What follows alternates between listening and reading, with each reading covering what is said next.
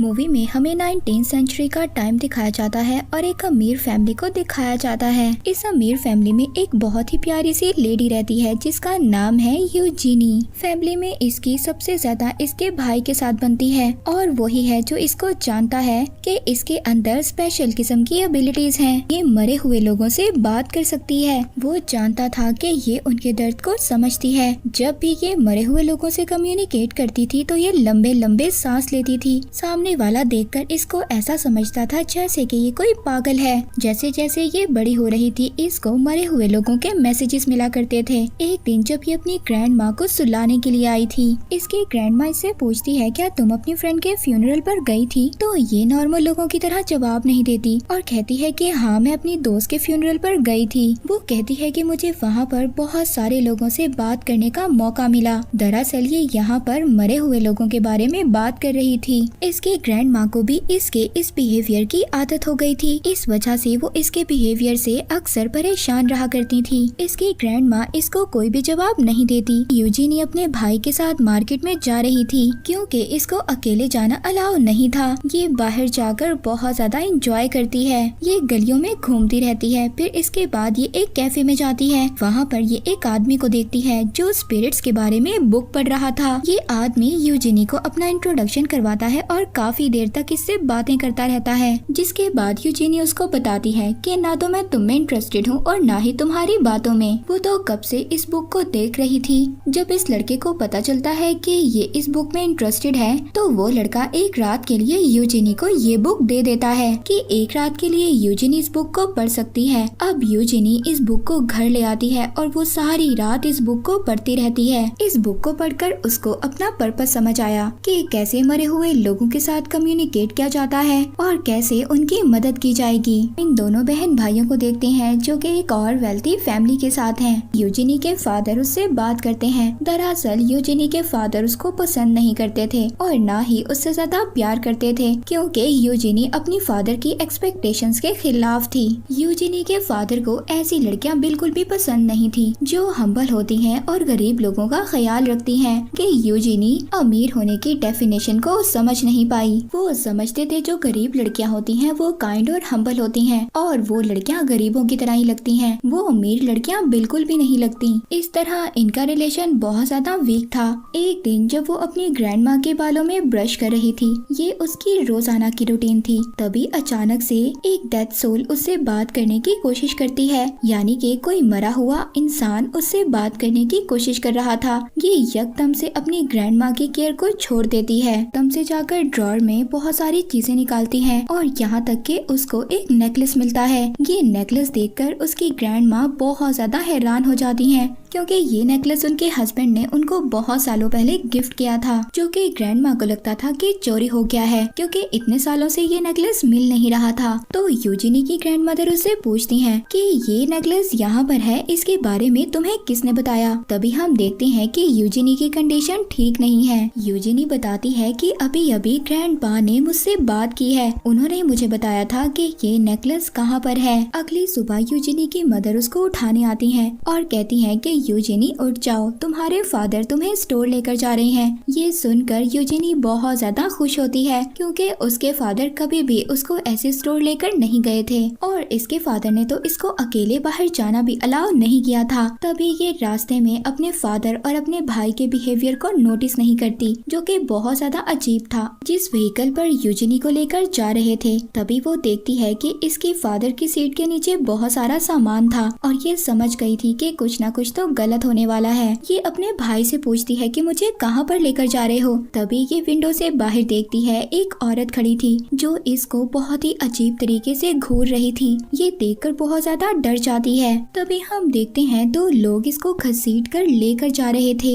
ये बहुत ज्यादा चिल्लाती है, अपने भाई और अपने फादर को आवाज देती है, मगर वो दोनों इसको बहुत ही खामोशी से देख रहे थे।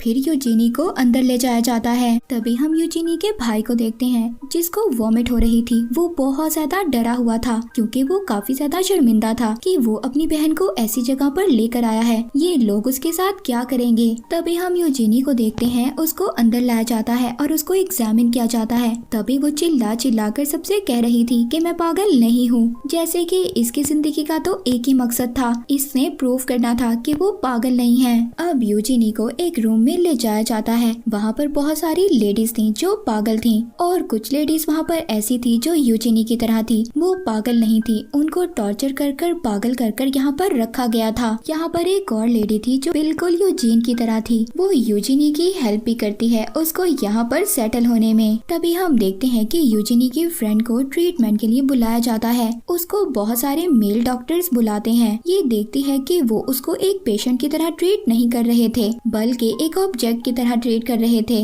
वो उसको हिप्नोटाइज भी करते हैं। वो डॉक्टर्स उसका बहुत बुरे तरीके से ट्रीटमेंट कर रहे थे, यहाँ तक कि वो नीचे भी गिर जाती है, मगर फिर भी उन लोगों को उस पर तरस नहीं आता। यहाँ पर कोई भी डॉक्टर ऐसा नहीं था जो पेशेंट्स का ख्याल रखता, मगर हाँ यहाँ पर एक नर्स थी जो सभी पेशेंट्स का ख्याल रखा करती थी। इसका नाम जेनेवीव था और ये हेड नर्स थी। वो इन सब डॉक्टर्स के बिहेवियर को बहुत अच्छे तरीके से जानती थी, मगर वो इनके खिलाफ आवाज नहीं उठा सकती। यूजीनी यहाँ पर किसी को भी अपनी पावर्स के बारे में नहीं बताती क्योंकि वो बहुत ज्यादा डरी हुई थी। वो जानती थी कि इसके बाद उस पर एक्सपेरिमेंट्स किए जाएंगे।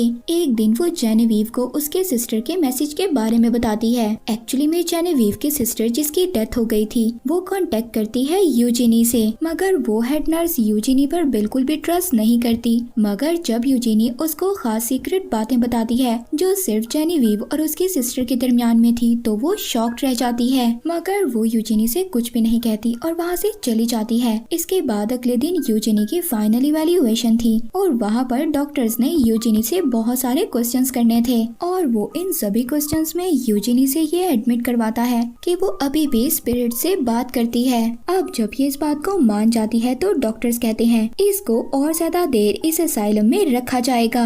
यूजीनी को ये सुनकर डॉक्टर्स पर गुस्सा आ जाता है। वो डॉक्टर्स पर चिल्लाती है, मगर यहाँ चिल्लाकर वो बहुत बड़ी मिस्टेक कर देती है। इसके चिल्लाने से डॉक्टर ये कंफर्म कर देता है कि इसको हिस्टेरिया है। हिस्टेरिया में पेशेंट्स को एक बॉक्स में रखा जाता है और ये बॉक्स कोई ऐसा वैसा बॉक्स नहीं बल्कि ये बॉक्स आइस से भरा होता है और पेशेंट को इस बॉक्स में घंटों के लिए रखा जाता है, यहाँ तक कि उनकी बॉडी बिल्कुल नम हो जाती है और उनको कोई भी पेन फील नहीं होती। ये ट्रीटमेंट करने से पेशेंट ठीक नहीं होता। इस ट्रीटमेंट से तो पेशेंट की हालत और ज्यादा खराब हो जाती है, मगर यहाँ पर डॉक्टर्स का ये मानना था कि इस पेशेंट से लेडीज खास तौर पर ठीक हो जाती हैं। यूजीनी को भी ये ट्रीटमेंट दिया जाता है। ये डॉक्टर्स के सामने बहुत ज्यादा चिल्लाती है कि मैं पागल नहीं हूँ, प्लीज मुझे ये ट्रीटमेंट मत दो, मगर कोई भी इसकी बात नहीं सुनता। इसके बाद हम हेड नर्स जेनेवीव को देखते हैं जो अपने घर वापस जा रही थी। तभी वो नोटिस करती है कि उसका पीछा कोई कर रहा है और तभी उसे पता चलता है कि उसका पीछा तो यूजीनी का भाई कर रहा था।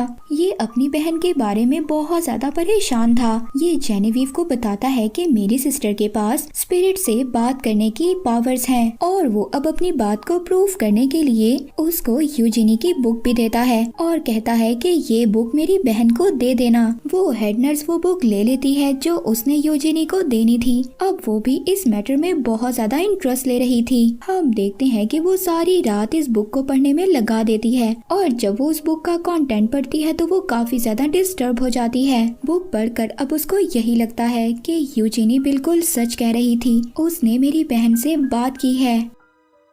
दूसरी तरफ हम असाइलम में देखते हैं, वहाँ पर यूजीनी को उस ट्रीटमेंट से आजाद कर दिया गया था। यूजीनी की हालत बहुत ज्यादा खराब थी क्योंकि वो इतनी देर तक बर्फ में लेट कर आई थी। हम देखते हैं कि वो रात को सो भी नहीं पाती। इसके बाद हेड नर्स जेनेवीव इसके पास आती है। वो इससे बात करती है क्योंकि वो अपनी मरी हुई बहन से बात करना चाहती थी और वो यूजीनी से ये भी कहती है कि अगर तुम अपने भाई से मिलना चाहती हो तो मैं तुम्हारी मदद करूंगी और साथ ही वो उसको वो बुक भी देती है जो यूजिनी के भाई ने उसको देने के लिए दी थी। यूजिनी कहती है कि सिर्फ वो अपने भाई से मिलना नहीं चाहती बल्कि यहाँ से निकलना चाहती है। उसका तो गोल ही यही है, यहाँ से निकलना, मुकम्मल आजादी चाहती है। जेनेविव उसको कहती है कि ये तो इम्पॉसिबल है, मगर हाँ मैं कोशिश जरूर करूंगी जो मैं कर सकती हूँ। यूजिनी बहुत ज्यादा कोशिश करती है मगर फिर भी वो उसकी सिस्टर से कम्युनिकेट नहीं कर पाती। तभी हम देखते हैं कि यूजिनी की हालत बहुत ज्यादा खराब हो रही थी।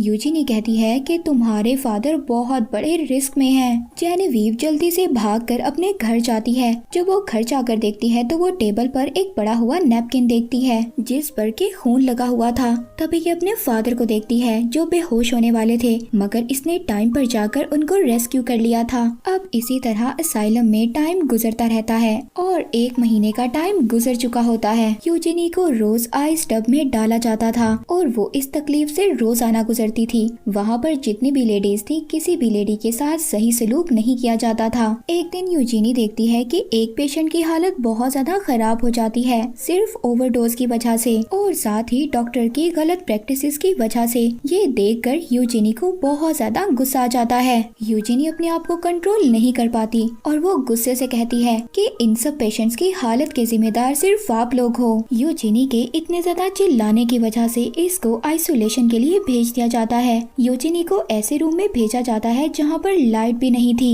वहाँ पर एक विंडो थी जिसको बंद किया गया था। ये जो नर्स यूजिनी को इस रूम में ला रही थी, ये नर्स विंडो को कभी कभी खोल देती थी, मगर अब ये ऐसा बिल्कुल भी नहीं करती और यूजिनी को अब बिल्कुल भी रोशनी देखने की इजाजत नहीं थी।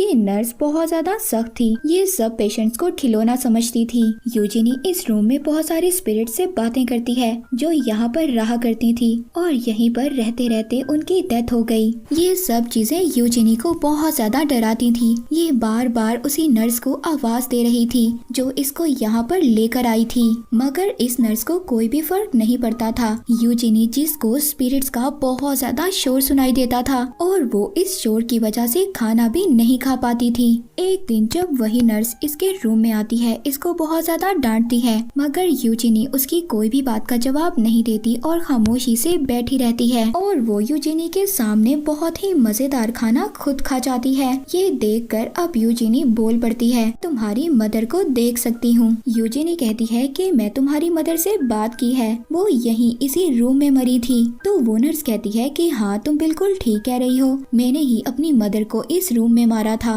और फिर यूजिनी उस नर्स के बच्चों का टॉपिक निकालती है, कहती है कि तुम्हारे बच्चों को तुम्हारी मदर ने मारा था। ये सुनकर अब वो नर्स वहाँ पर रो रही थी, पर तभी वो यूजिन का गला पकड़ लेती है और कहती है कि आइंदा के बाद मेरे सामने मेरे बच्चों का नाम मत लेना। और फिर ये नर्स यहाँ से चली जाती है।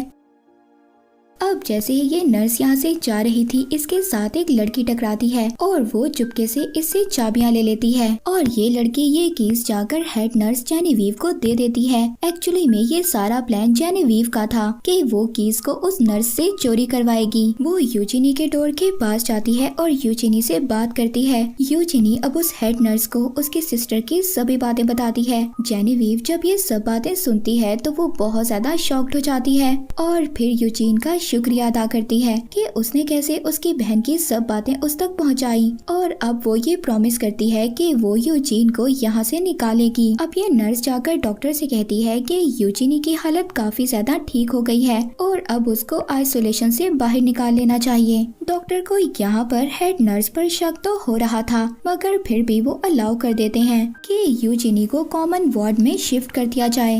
यूजिनी को अब उस डार्क रूम से बाहर निकाल दिया गया था। यूजिनी इतने दिन के बाद बाहर आई थी। वो बाहर की हवा देखती है, रोशनी देखती है तो बहुत ज्यादा खुश हो जाती है। तभी वो वहाँ पर अपनी उसी फ्रेंड को देखती है जो कि अब व्हील चेयर पर थी। डॉक्टर के गलत एक्सपेरिमेंट्स की वजह से यहाँ पर असाइलम में अब एक दिन बॉल का आता है। ये दिन ऐसा था कि इस दिन सभी पेशेंट्स को न्यू कपड़े पहनने का मौका मिलता था और वो सभी पेशेंट्स बहुत सारा एंजॉय करते थे। ये सब लोग ऐसे एंजॉय करते हैं कि जैसे ये बिल्कुल नॉर्मल हो। यूजिनी के भाई को भी इस पार्टी का इनविटेशन दिया जाता है, वो भी इस पार्टी में इनवाइट किया गया था। यूजिनी का भाई अब पार्टी में आ गया था। यूजिनी जब अपने भाई को देखती है तो वो ऐसा प्रिटेंड करती है है कि जैसे वो इसको जानती ही ना हो, क्योंकि ये दोनों एक साल बाद मिल रहे थे। ये दोनों सबको ऐसा शो इसलिए करवा रहे थे क्योंकि ये यहाँ से भागने वाले थे। तभी जब ये भाग रहे थे तभी वो नर्स जिसने अपनी मदर को मारा था वो इन दोनों को देख लेती है। वो पकड़ने की कोशिश कर रही थी, तभी वहाँ पर एक और लेडी उस नर्स को पकड़ लेती है। इसके बाद ये लेडी और भी ज्यादा पागल हो जाती है। ये वहाँ पर सभी डॉक्टर्स पर अटैक कर रही थी। ये लेडी सबको सबक सिखा रही थी कि कैसे उन्होंने पेशेंट्स को ट्रीट किया। दूसरी तरफ हम जेनेविव को देखते हैं जो कि यूजिनी के साथ बाहर नहीं जाना चाहती थी क्योंकि वो यहीं रहकर बाकी लेडीज की हेल्प करेगी जिसको उसकी मदद की जरूरत है। इसके बाद कुछ सालों बाद का टाइम दिखाया जाता है जहाँ पर हम यूजिनी को देखते हैं जो कि सबसे दूर रहती थी। वो पहली मर्तबा अपनी लाइफ से इतनी ज्यादा सेटिस्फाइड थी और बहुत ज्यादा हैप्पी भी। ये मूवी यहीं पर एंड हो जाती है।